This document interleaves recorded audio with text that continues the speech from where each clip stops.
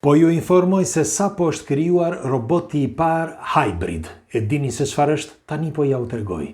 Për të kuptuar se ku po arrin njeriu. Bile brenda vitit 2050 nuk e keni idenë se çfarë do të bëhet. Megjithatë, biotechnology do të ishte më mirë. Pse? Sepse ka të bëjë mes biologjisë dhe teknologjisë, pra robotikës. Roboti i parë që është bërë, pra që është formuar me mish dhe robot brenda. Dhe sillet tamam si një qenie. E dëgjuat mirë. Pra, një robot i bërë në mënyrë robotike, mekanike dhe me mish sintetik të prodhuar nga laboratori.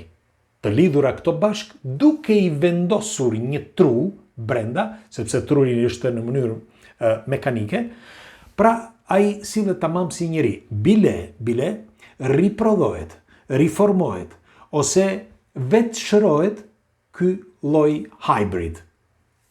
Për ata që nuk e din, hibridi është, ose hybrid është pikërisht pra dy gjiza, ose dy qenie. Që se mbani mend, para disa kohësh kemi folur për një hybrid, një mundësi të një zonje që thoshte që është një hibride. Pra hibrid me species njerëzore edhe një specie tjetër që ne nuk e njohim. E njëjta gjë ndodh edhe në këtë rast, sepse këtu kemi të bëjmë me biotechnology. Biotechnology, biologjia është biologjia e trupit, biologjia e të gjitha gjërave dhe teknologjia është e sendeve.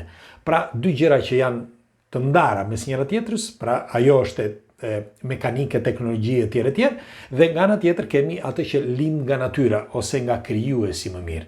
Dhe ne po mundohemi që të sfidojmë krijuesin. Si? Tani po ja u them.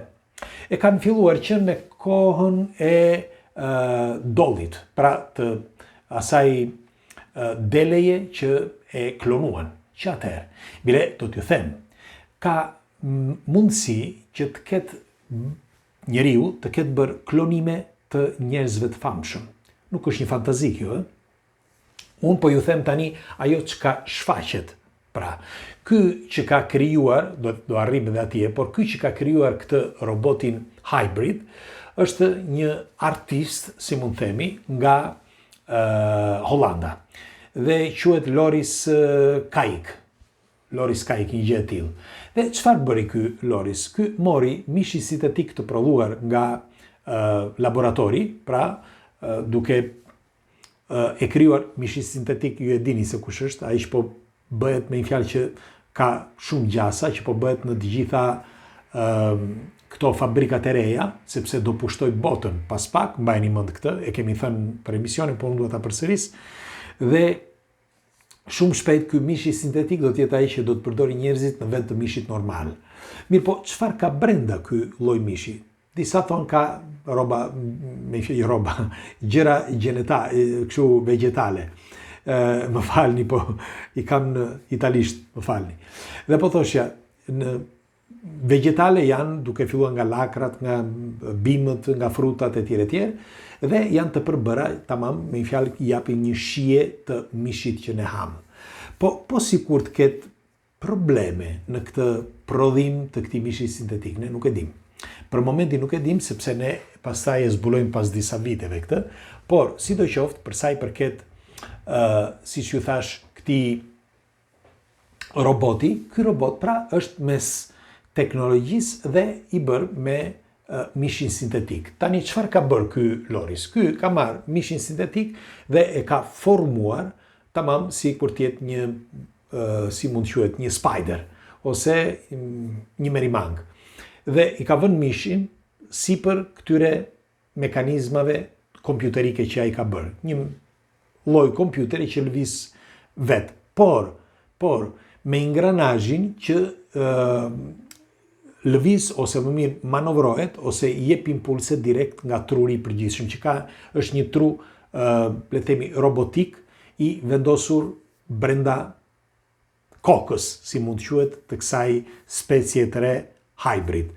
Dhe e çuditshmja e kësaj është që pasi e formon këtë, pra pjesë, ai roboti, pra duke marrë urdhra, jo vetëm nga truri, por edhe ndoshta edhe nga mishi sintetik nuk kuptohet, sepse as vetë ai nuk e kuptoi, fillon që të lëviz, bën lëvizje normal, për momentin i bën lëvizje sepse është i pari në botë, merreni mend tani ky është ai i pari, merrem sa çfarë do bëhet më vonë.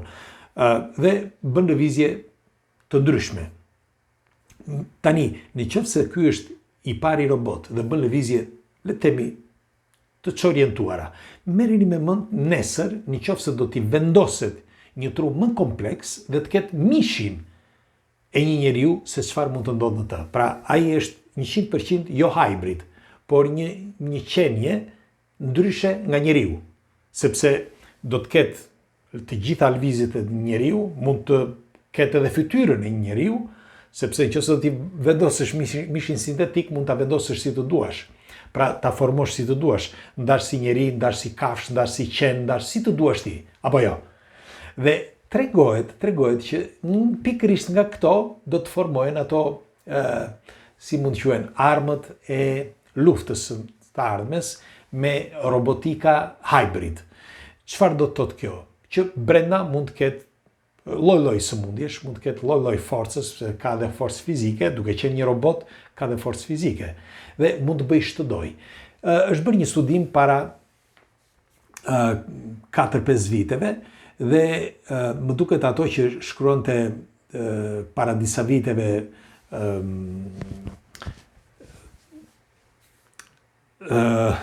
nuk më vjen tani, më falni. Ky që ka shkruar Big Brotherin, se tani nuk më vjen, nuk më erdhi tani. Dhe po thosha, para disa viteve shkruante që një ditë makinerit do të pushtojnë njeriun, pra do të dominojnë njeriun. Orwell, më erdhi, Orwell thoshte një ditë makinerit do të pushtojnë njeriun. Pse, si ishte mundur që ai në vitin 78, hajde, bëra lëmësh kësaj radhe, se nuk i mbaj mend gjitha. Aq është truri aq megabajt është, nuk mund t'i mbaj mend gjitha. Dhe po thoshja, Orwell thoshte që kur do të vi një ditë që makineritë do të pushtojnë njeriun. Dhe ajo ditë po vjen, sipas mendimit tim, sepse janë të rregjur që të gjitha ata të mëdhenj që kanë krijuar inteligjencën artificiale, duke pretenduar që inteligjenca artificiale do na pushtojë në të vërtetë, sepse këto nuk janë fantazi. Dhe do kush nga ju do thotë, po mirë, mund t'i heqësh, si ka bledzuar ndonjëherë në për komentet që më shkruani, disa shkruajnë, po mirë mo, mjaft t'i heqësh atë prizën dhe ja, i ku mbaroj. Nuk është ashtu. Nuk është ashtu, sepse nuk po flasim për sot. Flasim për nesër. Nesër kur do t'jenë autonome, pra ato makineri do t'jenë autonome. Merrin me mend, ky robot tani që quhet Oscar, ky roboti që e krijoi ky Florisi nga Hollanda, merrin me mend tani në qoftë se ky robot, që është një robot, si thash, hybrid me mish sintetik dhe brenda robotik, merreni me mend tani në qoftë se me inteligjencën artificiale, me zhvillimin që do ketë nesër teknologjia, me autonominë që do ketë të baterive apo të çdo gjëje, ajo makineri, sepse nuk do të jetë më njeri, do të jetë makineri, merreni me mend në qoftë se ti mund ta luftosh dot. Më thoni, ti mund ta luftosh dot? Shiko, unë do t'i them diçka. Tregohet paktën si thotë edhe Cameron, një nga regjisorët më të mëdhenj, thotë që unë e parashikova para disa viteve duke thënë që do të vi një ditë që që kompjuteri do na sulmoj dhe do mund të shfarosë edhe njeriu.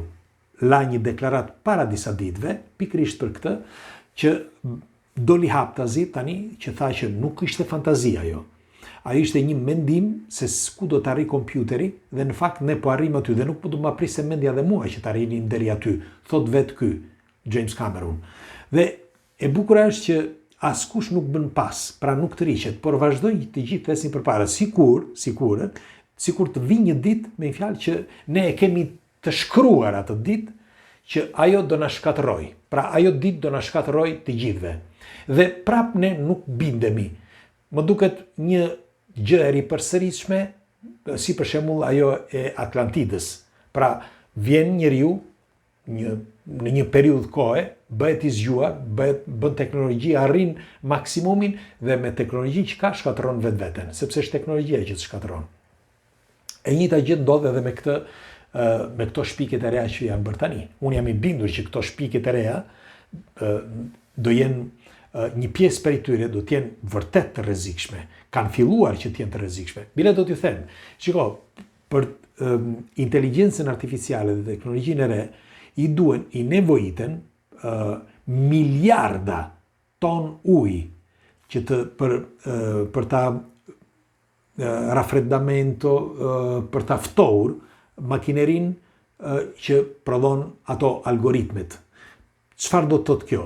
Me një teknologji kaq të madhe, me një vrull kaq të madh që po ecim ne sot, në një kohë shumë të shkurtër që lindi inteligjenca artificiale dhe prap me ato përmasa gjigande që punon inteligjenca artificiale dhe me të gjitha këto të dhëna që kanë marrë që të gjithë dhe po prap me bosat e mëdhenj që janë tërhequr nga inteligjenca artificiale, prap njeriu vazhdon. Ka disa kompani të mëdha që vazhdojnë investojnë miliarda për të mbajtur në dorë inteligjencë artificiale, për ta vazhduar inteligjencën artificiale. Bile do t'ju them, edhe njëri që kam intervistuar këtu para disa viteve, është nga Hollanda është dhe ky. Dhe ky zotëria ka marrë në ekskluziv $1 miliard dollar për të vendosur shpirtin e njeriut në një robot. Atë pra që bëri ky nga Hollanda, ky tjetri, pra që bëri hybrid me anë të robotit dhe mishi sintetik. Merreni me mend tani nesër, nëse ai, ky që i njoh unë, jo këtë që ta mësonte, që të marri shpirtin e njeriu dhe ta vendosi në një robot. Merreni me mend se çfarë mund të ndodhë. Dikush nga ju do thotë që çfarë do të ndodhë, sepse shpirti i atij është tamam sikur të jetë trupi i tij. Jo, sepse krijuesi e ka krijuar në mënyrë perfekte njeriun, trupin e njeriut dhe shpirtin që ka brenda.